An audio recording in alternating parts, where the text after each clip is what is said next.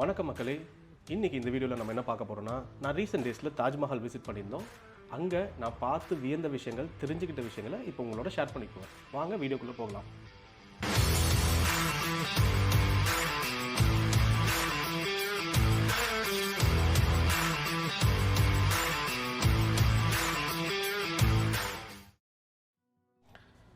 நாங்கள் ஈரோட்லேருந்து ட்ராவல் பண்ணோம். அதனால் எங்களுக்கு நியர்பை ஏர்போர்ட் வந்து கோயம்புத்தூர். ஸோ கோயம்புத்தூர்லேருந்து டெல்லி இன்டர்நேஷ்னல் ஏர்போர்ட் போயிட்டு அப்புறம் அங்கேருந்து பனிகர் ட்ராவல்ஸ் மூலயமா ஆக்ரா சிட்டி ரீச் ஆனோம். இது தவிர நீங்கள் ட்ரெயினில் வரீங்கன்னா இந்த நியர்பை ரயில்வே ஸ்டேஷன் வந்து Raja ki Mandi, Agra fort, Agra cantt. Suppose பஸ்ஸில் வரீங்கன்னா central bus station of Agra. So 3 வழியாக வரலாம். By air Indira Gandhi international airport, and then you have railway station, அப்புறம் நமக்கு பஸ் ஸ்டேஷன் 3 இருக்குது. இப்போ டைமிங் பார்த்தீங்கன்னா ஓப்பனிங் டைம் வந்து 6 மணி, க்ளோசிங் டைம் வந்து 5:40. ஸோ அது எப்படி சொல்கிறாங்கன்னா 30 நிமிஷம் ஆஃப்டர் சன்ரைஸ் அண்ட் 30 நிமிஷம் பிஃபோர் சன்செட், அந்த மாதிரியான கால்குலேட் பண்ணி வச்சுருக்காங்க. நமக்கு 2 என்ட்ரி, ஒரு எக்ஸிட் பாயிண்ட் இருக்குது. ஒன்று வெஸ்டர்ன் கேட், அதுதான் மெயின் என்ட்ரி. இன்னொன்று ஈஸ்டர்ன் கேட் அண்ட் சதர்ன் கேட்டுன்னு ஒன்று இருக்குது. அதில் ஒன்லி எக்ஸிட் மட்டும் தான் பண்ண முடியும்.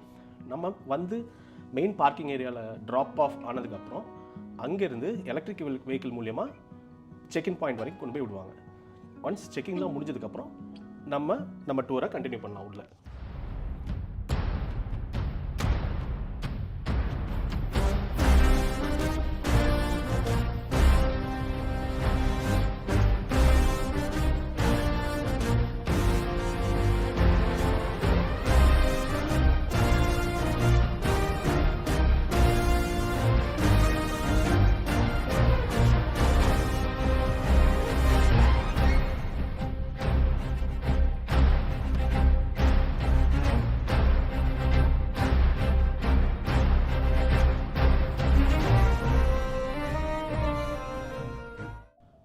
நம்ம இங்கே வந்து க்யூவில் நின்று டிக்கெட் எடுக்கிறதுக்கு பதில் ஆர்கியாலஜிக்கல் சர்வே ஆஃப் இந்தியான்ற வெப்சைட்டில் போயிட்டு ஆன்லைனில் நம்ம டிக்கெட் புக் பண்ணிக்கலாம். ஒரு அடல்ட்டோட டிக்கெட் 245 ரூபா, சில்ட்ரன்ஸ்க்கு ஃப்ரீ. ஸோ நீங்கள் ஆன்லைனில் புக் பண்ணிட்டு வந்தீங்கன்னா நீங்கள் டிக்கெட்டிங் லைனில் நிற்க வேணாம். ஸோ டேரெக்டாக நம்ம உள்ளே போயிடலாம். அப்புறம் வெளியிலே வந்துட்டு ஷூ கவர்ஸ் இருக்கும். ஷூ கவர்ஸ் வாங்கிக்கோங்க. ஏன்னா ஷூ போட்டோ செப்பல் போட்டோ உள்ளே அலோவ் பண்ண மாட்டாங்க அந்த மெயின் டோம் ஏரியாவில். ஸோ நீங்கள் வெளியிலே அந்த கவர் வாங்கிட்டு போகிறது பெட்டர்.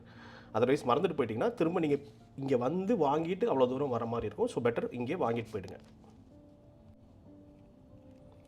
நான் ரொம்ப ஹிஸ்ட்ரியை சொல்ல போகிறதில்ல, பட் நமக்கு சின்ன சின்ன தகவல்களை தெரிஞ்சுக்கிட்டு உள்ளே போனால் பெட்டராக இருக்கும்.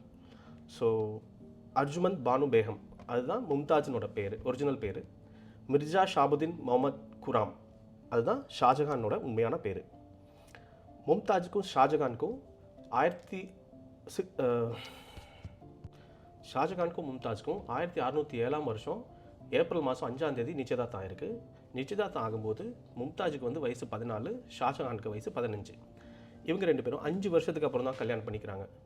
ஸோ இந்த 5 வருஷ இடப்பட்ட காலத்தில் அவங்க காந்தாரி பேகம் அப்படின்றவங்கள 1610 வருஷம் கல்யாணம் பண்ணிக்க நேர்ந்துருது. அப்புறமா மும்தாஜ் கூட கல்யாணம் நடக்குது. அப்புறமா 1617 வருஷம் 3வது ஒய்ஃபாக இசுன் நிசாம் பேகம் அப்படின்றவங்கள கல்யாணம் பண்ணிக்கிறாங்க. ஸோ ஃபஸ்ட்டு ஒய்ஃபும் 3rd ஒய்ஃபையும் கல்யாணம் பண்ணிக்கிறதுக்கு சில அரசியல் காரணங்களுக்காக கல்யாணம் பண்ணிக்கிட்டாரு அப்படின்ற மாதிரி சொல்லப்படுது. ஷாஜகானுக்கும் மும்தாஜுக்கும் 14 குழந்தைங்க பிறக்கிறாங்க. அந்த 14வது குழந்தை பிறக்கும்போது தான் அவங்க மும்தாஜ் இறந்து போயிடுறாங்க.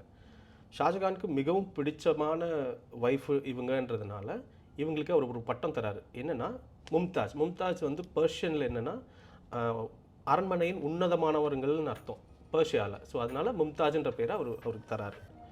அவங்க இறந்ததுக்கப்புறம் அவங்க நினைவாக தாஜ்மஹாலை கட்டி அவங்க கல்லறையை அங்கே வச்சுருக்காரு.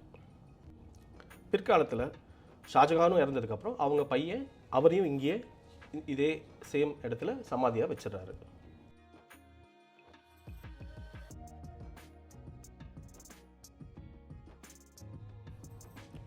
ஆயிரத்தி 1631 வருஷம் மும்தாஜ் இறக்குறாங்க. அவங்க இறந்த அடுத்த வருஷம் 1632 வருஷம் ஷாஜகான் தாஜ்மஹாலை கட்ட ஆரம்பிக்கிறாரு. 20,000 ஆர்டிஷியன்ஸ் தொழிலாளர்கள் பெர்ஷியாவிலேருந்து வந்து 20 வருஷம் கட்டி 1653 வருஷம் தாஜ்மஹால் கட்டி முடிக்கிறாங்க. தாஜ்மஹால் முழுமையாக கட்டி முடிக்கிறதுக்கு முன்னாடியே அவுரங்கசீப் ஷாஜஹானை ஆக்ரா ஃபோர்ட்டில் சிறை வச்சிடறாரு. அவரோட வாழ்நாள் ஃபுல்லாக ஆக்ரா ஃபோர்ட்டில் இருக்கிற சிறையிலேயே கழிச்சிட்டு 1666 வருஷம் அவரே இறந்து போயிடுறாரு. அவர் இறந்ததுக்கப்புறம் அவங்க பையன் அவுரங்கசீப் இவரையும் மும்தாஜை கல்லறையாக வச்சுருக்க இடத்துக்கு பக்கத்துலேயே ஷாஜகானையும் புதைச்சிட்றாரு. தாஜ்மஹாலோட அமைப்பு பார்த்தீங்கன்னா 4 சைடும் சிமெட்ரிக்கல் அரேஞ்ச்மெண்ட்ஸில் பண்ணியிருப்பாங்க. விச் மீன்ஸ் ஒரே மாதிரி இருக்கும். சென்டர் டோம் மட்டும் 73 மீட்டரில் இருக்கும். அப்புறம் 4 சைடில் இருக்க தூண்கள் வந்து 40 மீட்டர் ஹைட்டில் கட்டியிருக்காங்க. இந்த 4 தூண்களும் பார்த்தீங்கன்னா ஒன்றுக்கு ஒன்று வெளிப்புறமாக, அதாவது வெளிப்புறமாக லீன் ஆகிருக்க மாதிரி தெரியும். எதுக்குன்னா எர்த்குவேக் வந்தாலும் இந்த 4 தூண்களும் சென்ட்ரல் டோமில் விழுந்து கொலாப்ஸ் ஆகாமல் இருக்கிறதுக்காக பண்ணியிருப்பாங்க. கன்ஸ்ட்ரக்ஷன் அப்போது 1000 யானைகளை யூஸ் பண்ணதாக சொல்லப்படுது. அப்புறம் மார்பிள்ஸ் வந்து மக்ரானா ராஜஸ்தான்லேருந்து வந்திருக்கு. ஜேட் அண்ட் கிறிஸ்டல்ஸ் வந்து சைனாலேருந்து வந்திருக்கு. ஜாஸ்பர்ன்ற ஸ்டோன் வந்து பஞ்சாப்லேருந்து வந்திருக்காங்க.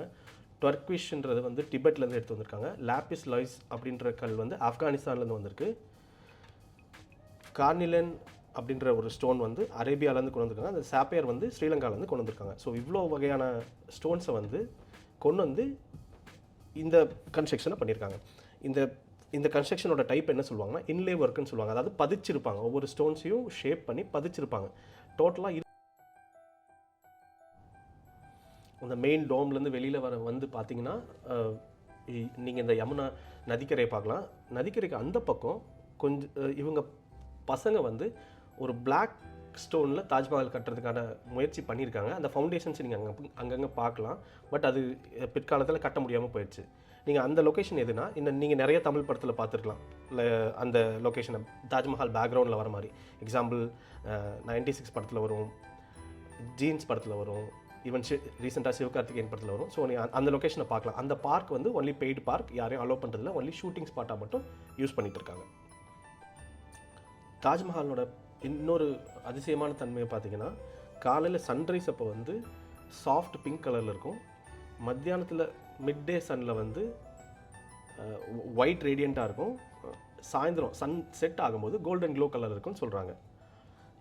நம்ம வந்து ஃப்ரைடேவை தவிர மற்ற எல்லா நாளும் விசிட் பண்ண முடியும். பகல் டைமில் நம்ம சொன்னது. பகலில் மட்டும் இல்லாமல் நைட் டைமில் நம்ம தாஜ்மஹால் பார்க்கணுன்னா 24 ஹவர்ஸ் முன்னாடியே ஆர்கியாலஜிக்கல் சர்வே ஆஃப் இந்தியான்ற வெப்சைட்டில் வந்து நம்ம 10 AM to 6 PM ticket book பண்ணிக்கணும். அடல்ட்ஸ்க்கு வந்து 510 ரூபாயும், இன்டர்நேஷ்னல் டூரிஸ்ட்க்கு வந்து 750 ரூபாயும், சில்ட்ரன்ஸ் பிட்வீன் 3 to 15 இயர்ஸில் இருக்கவங்களுக்கு 500 ரூபாவும் இஷ்யூ பண்ணுறாங்க. இதில் வந்து 400 பேர் 8 பேட்சாக பிரித்து 50 பேராக உள்ளே அனுப்புவாங்க. உள்ளே இருக்கிற டியூரேஷன் பார்த்திங்கன்னா நமக்கு 30 மினிட்ஸ் தான் தருவாங்க. அது வந்து 8:30 to 12:30 AM இருக்கும். அது எந்த நாளில் பார்த்தீங்கன்னா பௌர்ணமி அப்போது, பௌர்ணமி நாட்களில் இருக்கும். 2 நாள் முன்னாடி அப்புறம் 2 நாள் அப்புறம் இருக்கும் இந்த டைமில், ஃப்ரைடேவை தவிர. ஸோ நைட் டைம்லேயும் நம்ம என்ஜாய் பண்ணலாம்.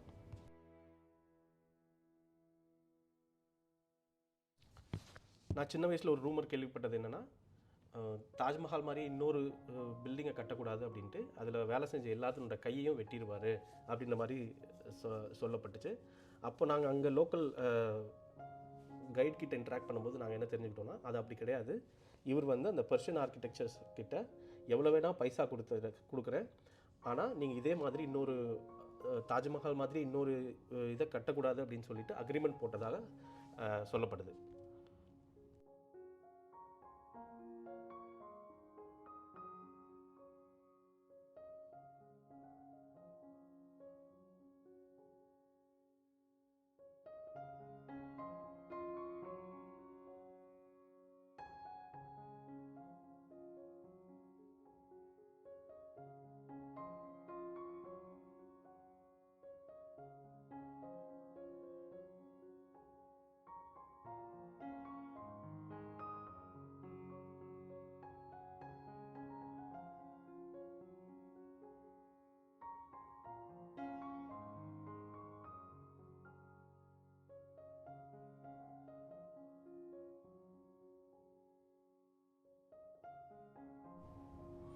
அந்த மெயின் டோம்லேருந்து வெளியில் வந்து பார்த்தீங்கன்னா நீங்கள் இந்த யமுனா நதிக்கரையை பார்க்கலாம். நதிக்கரைக்கு அந்த பக்கம் கொஞ்சம் இவங்க பசங்க வந்து ஒரு பிளாக் ஸ்டோனில் தாஜ்மஹால் கட்டுறதுக்கான முயற்சி பண்ணியிருக்காங்க. அந்த ஃபவுண்டேஷன்ஸ் நீங்கள் அங்கங்கே பார்க்கலாம். பட் அது பிற்காலத்தில் கட்ட முடியாமல் போயிடுச்சு. நீங்கள் அந்த லொக்கேஷன் எதுனா நீங்கள் நிறைய தமிழ் படத்தில் பார்த்துருக்கலாம். இல்லை அந்த லொக்கேஷனை தாஜ்மஹால் பேக்ரவுண்டில் வர மாதிரி. எக்ஸாம்பிள் 96 படத்தில் வரும், ஜீன்ஸ் படத்தில் வரும், ஈவன் ரீசெண்டாக சிவகார்த்திகேயன் படத்தில் வரும். ஸோ நீங்கள் அந்த லொக்கேஷனை பார்க்கலாம். அந்த பார்க் வந்து ஒன்லி பெய்டு பார்க், யாரையும் அலோவ் பண்ணுறதுனா ஒன்லி ஷூட்டிங் ஸ்பாட்டாக மட்டும் யூஸ் பண்ணிட்டு இருக்காங்க.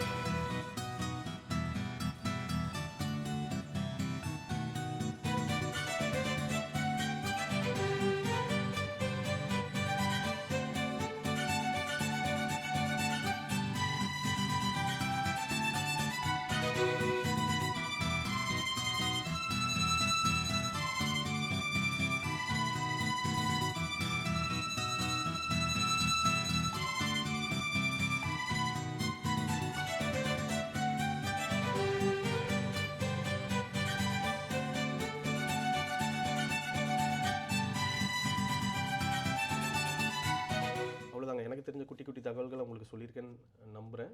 இந்த வீடியோ பிடிச்சிருந்தா லைக் பண்ணுங்கள், ஷேர் பண்ணுங்கள், சப்ஸ்கிரைப் பண்ணுங்கள். தேங்க்யூ ஃபார் வாட்சிங்.